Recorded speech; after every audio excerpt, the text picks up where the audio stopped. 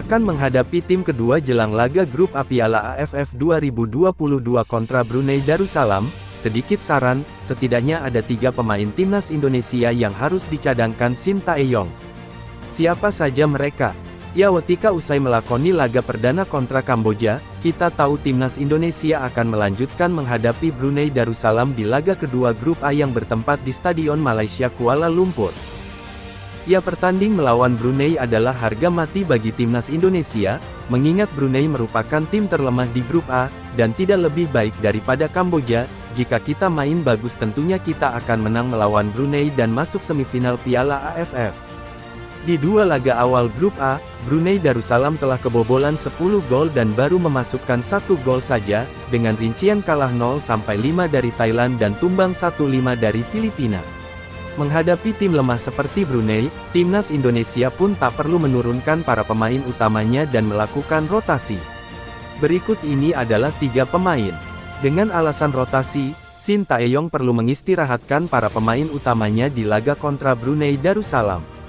Salah satunya adalah Witan Sulaiman. Ya, Witan Sulaiman pemain berusia 21 tahun ini tampil selama 82 menit di laga kontra Kamboja, dan membutuhkan waktu recovery di tengah padatnya jadwal Piala AFF 2022.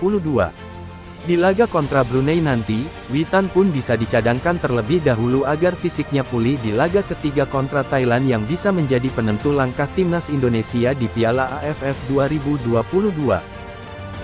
Ricky Kambuaya, ia menjadi salah satu pemain yang tampil penuh di laga kontra Kamboja.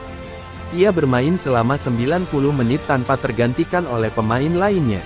Peran vital gelandang Persib Bandung ini sebagai pengatur serangan timnas Indonesia pun membuatnya harus menjaga kebugaran agar siap bertarung di setiap laga. Jordi Amat, ya kita tahu di laga kontra Brunei Darussalam, ada baiknya Shin Tae-yong juga mengistirahatkan Jordi Amat dan memberikan posisinya kepada pemain lain.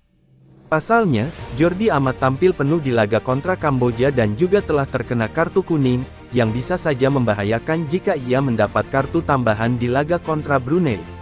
Jadi itulah 3 pemain yang harus diistirahatkan Shin Tae-yong menurut admin. Menurutmu bagaimana?